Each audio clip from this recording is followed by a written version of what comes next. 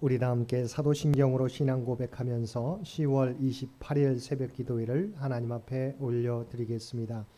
전능하사 천지를 만드신 하나님 아버지를 내가 믿사오며 그 외아들 우리 주 예수 그리스도를 믿사오니 이는 성령으로 잉태하사 동정녀 마리아에게 나시고 본디오 빌라도에게 고난을 받으사 십자가에 못 박혀 죽으시고 장사한 지 사흘 만에 죽은 자 가운데서 다시 살아나시며 하늘에 오르사 전능하신 하나님 우편에 앉아 계시다가 저리로서 산자와 죽은 자를 심판하러 오시리라.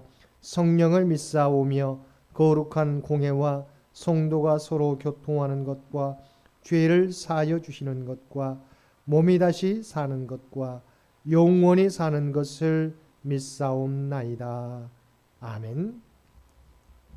우리 다 함께 찬송 487장 통합찬송가 535장입니다. 찬송 487장 통합찬송가 535장입니다.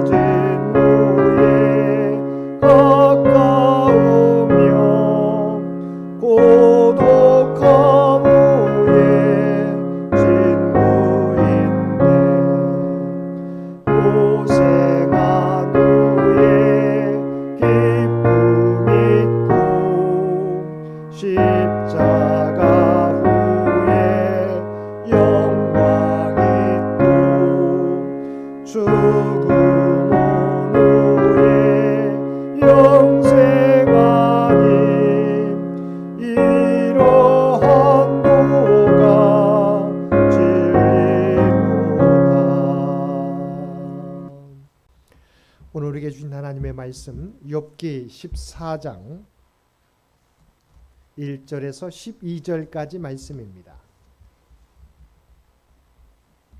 욥기 14장 1절에서 12절까지 우리 주신 말씀 한 절씩 교독합니다. 14장 1절에서 12절까지 여인에게서 태어난 사람은 생애가 짧고 걱정이 가득하며 그는 꽃과 같이 자라나서 시들며 그림자같이 지나가며 머물지 아니하거늘 이와 같은 자를 주께서 눈여겨 보시나이까? 나를 주 앞으로 이끌어서 재판하시나이까?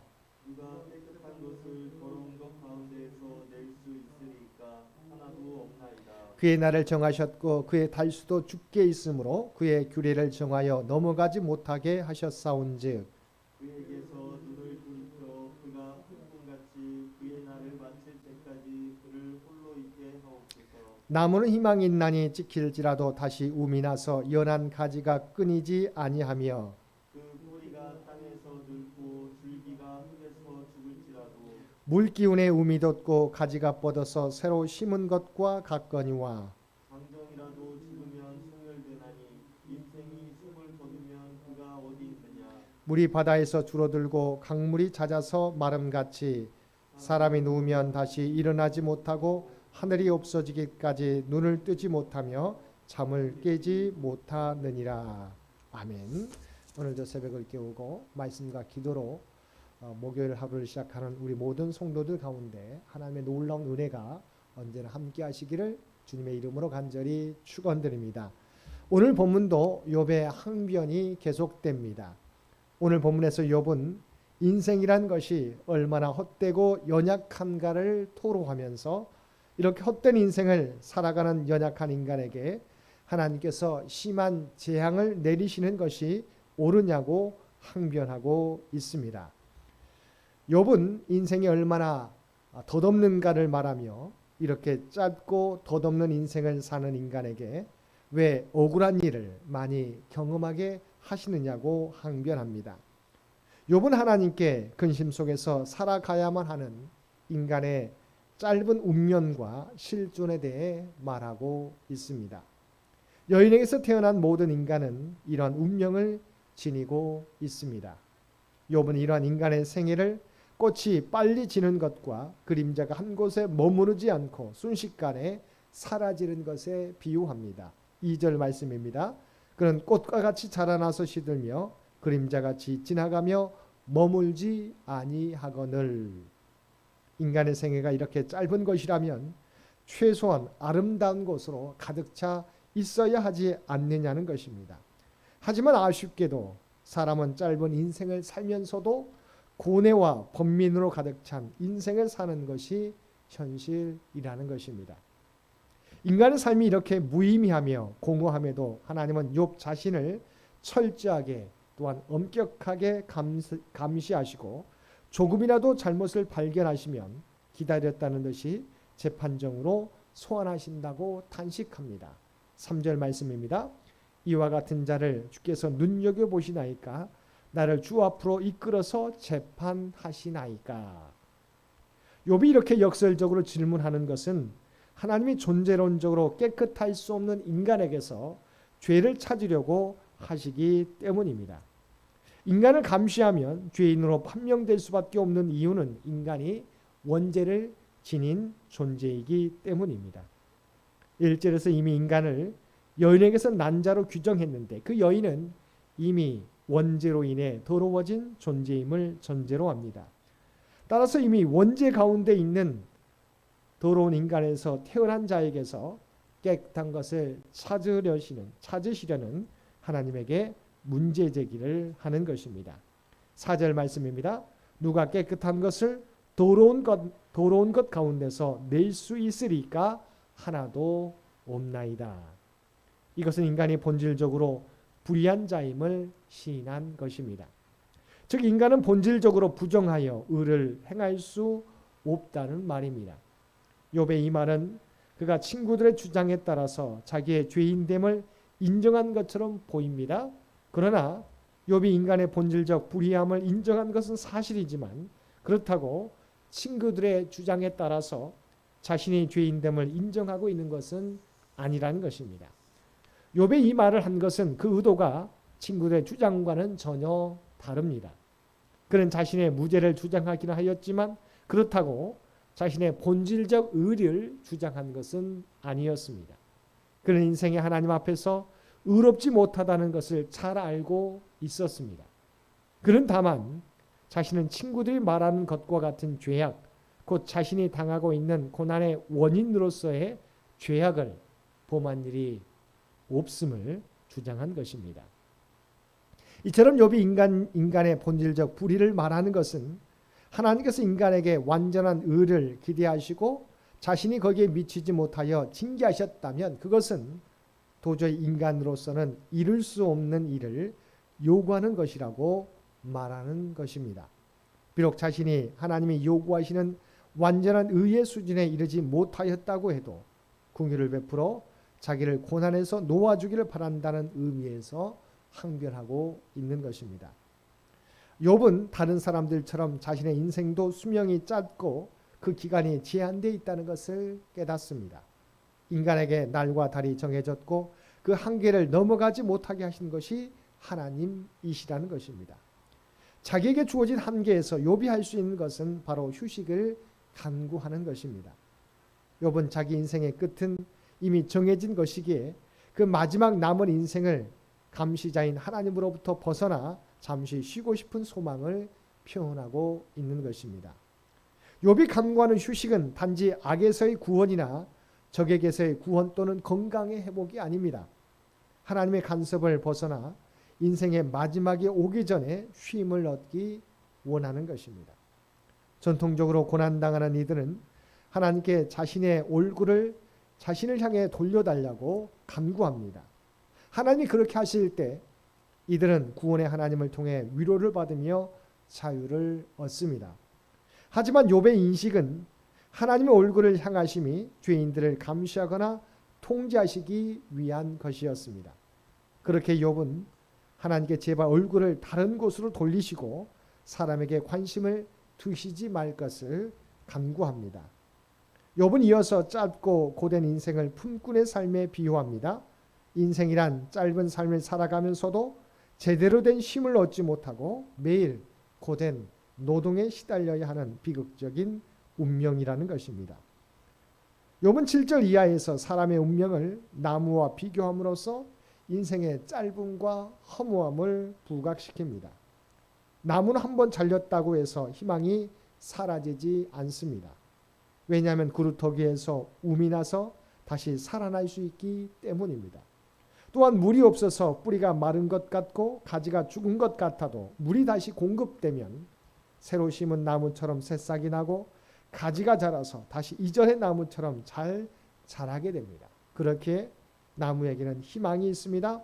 그러나 사람은 나무와 같지 않다는 것입니다. 사람은 한번 죽으면 다시 살아날 수 없습니다. 이것은 예수 그리스도가 오시기 오래전 일이기 때문에 예수님 오기 전에는 바로 죽음은 영원한 죽음처럼 느껴졌던 것입니다. 아무리 젊고 튼튼한 장정이라도 숨을 거두면 다시는 돌아올 수 없는 죽음의 세계로 내려가야 했습니다. 죽음의 세계는 죽은 자들을 다시는 산 자들의 세계로 토해내지 않는다는 것입니다. 욥은 마지막으로 사람이 죽으면 다시 일어나지 못하는 모습을 바다에서 물이 줄고 강물이 잦아들어 마름으로 표현합니다. 욥은 물의 공급과 물의 마름을 비교하면서 소멸되는 인생인 것에 대해 탄식하고 있는 것입니다.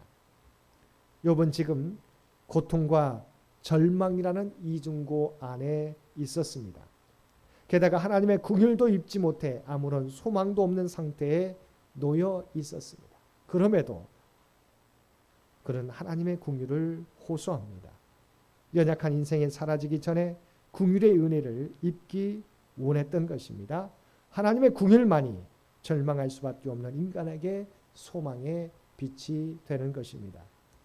욥은 인간의 삶은 고난의 연속이며 희망을 찾을 수 없다고 이야기하고 있습니다. 그럼에도 욥은 여전히 하나님을 향해 탄식하고 있습니다. 이런 욥이 깊이 절망했음에도 불구하고 여전히 하나님께 희망을 걸고 있다는 것입니다. 이처럼 어떤 순간에도 하나님만이 우리의 희망이 되십니다. 사랑하는 성도 여러분, 우리의 삶에서도 마찬가지입니다. 하나님의 긍휼하심이 없으면 우리는 홀로 설 수 없습니다. 하나님께 오직 소망이 있습니다. 그러므로 우리가 다 이해되지 않는 순간이 계속되더라도 하나님께 탄식하고 오직 하나님께 부르짖을 수 있는, 그리하여 하나님의 인도하심을 우리가 얻으며 살아갈 수 있는 저와 여러분 모두가 되시기를 주님의 이름으로 간절히 축원드립니다. 함께 기도드리겠습니다. 사랑하는 애가 충만하신 아버지 하나님, 우리는 하나님 앞에서 영원한 죄인일 수밖에 없고 하나님의 긍휼하심이 없으면 이 절망 가운데서 탄식할 수밖에 없는 존재인 줄로 믿습니다. 아버지 하나님, 우리가 이 땅을 살아가게 될 때 오직 하나님이 우리에게 긍휼을 베풀어 주실 수 있는 분, 소망이 되시는 분이심을 우리가 온전히 믿게 하여 주옵소서. 그래 어떤 일이 우리 앞에 놓일지라도 하나님께 탄식하고 하나님께 부르짖을 수 있는 소망 있는 하나님을 의지할 수 있는 우리 모두가 되게 하여 주시옵소서. 오늘도 이 나라의 민족을 긍휼히 여겨주시기를 원합니다. 하나님께서 친히 이 민족을 주장하시고 인도하여 주옵소서. 또한 우리 창현재단을 주의 도구로 사용하여 주시고 아버지 하나님, 소망이 없는 이 세상 가운데 우리 창현재단이 소망이 되기를 원합니다. 우리가 각자의 삶의 처소에서 하나님의 부름받은 백성이라고 하는 정체성을 가지고 살게 하여 주시옵소서. 그리스도의 아름다운 향기를, 선한 영향력을 드러내게 하여 주시옵소서. 또한 주의 백성들의 간구 가운데 응답해 주시기 원합니다. 육신이 연약한 자 아버지 하나님, 그들의 간구 가운데 함께하여 주옵소서. 부르짖을 때마다 능력의 손으로 안수하여 주셔서 우리를 힘들게 하는 모든 질병이 떠나가게 하여 주시고 회복시켜 주시옵소서. 걱정과 근심이 사라지게 하여 주옵소서. 소망으로 부르짖는 자들마다 하나님의 놀라운 은총을 입게 하여 주시옵소서. 경제적으로 물질적으로 어려움 당하는 자들에게도 이 위기를 극복할 수 있는 힘과 지혜를 허락하여 주시옵소서. 흩어져 있는 사랑하는 가족들 날마다 아버지 하나님, 하나님의 눈동자와 같이 지켜주시어서 들려오는 소식이 복된 소식 되게 하여 주시옵소서. 특별히 우리 사랑하는 자녀들 가정 가운데 함께해 주시어서 군에 있는 사랑하는 자녀들 눈동자와 같이 지켜주시고 늘 강건함으로 함께하여 주옵소서. 얼마 남지 않은 우리 고3 수험생들 또한 아버지 취업을 준비하는 사랑하는 자녀들 그들의 수고와 땀을 아시지요. 헛되지 않게 도와주시고 하나님께서 주신 꿈과 비전을 이루어 하나님의 영광을 나타내는 그들 모두가 되게 하여 주시옵소서. 또한 아버지 하나님 만남의 축복을 허락하여 주시어서 결혼과 임신과 출산을 위하여 간절하게 바라는 사랑하는 자녀들 가운데 하나님의 놀라운 은총을 더하여 주시옵소서. 오늘 또 우리에게 복된 하루를 허락해 주신 것 진심으로 감사합니다. 주님과 동행하는 우리 모두가 되게 도와주시옵시고 아버지 하나님 정말 이 세상을 밝힐 수 있는 그리스도인들 모두 되도록 주여 도와주옵소서. 오늘도 교회 외벽 페인트 공사가 계속됩니다. 하나님께서 친히 함께해 주시고 정말 은혜 가운데 잘 맞춰져서 우리 새롭게 변화되는 우리 아버지 창년교회가 되도록 늘 하나님께서 지키시고 보호하여 주시옵소서. 이제는 우리 주 예수 그리스도의 은혜와 아버지 하나님의 극진하신 사랑하심과 성령님의 우리와 늘 함께하시며 동행하시는 놀라운 교통의 역사가 오늘 주신 말씀을 따라 소망이 없는 현실 가운데 오직 소망이 하나님께 있음을 믿고 하나님을 의지하며 나아가겠노라고 결단하며 세상 가운데 나아가는 사람 주의 백성들과 그의 가정과 산업의 터전 위에 오늘도 주님 전에 나와 예배드리는 주의 백성들과 각자의 삶의 처소에서 마음을 다하여 예배드리는 모든 주의 백성들 머리 위에 이제로부터 영원토록 함께해 주시기를 우리 주 예수님의 이름으로 간절히 축원하옵나이다. 아멘. 여러분 기도하실 때 오늘 주신 말씀을 위해서 이 나라의 민족을 위해서 우리 창현재단을 위해서 창현의 가족들을 위해서 기도해 주시고 각자의 기도 제목 가지고 하나님 앞에 더욱더 가까이 나아가시기를 바랍니다.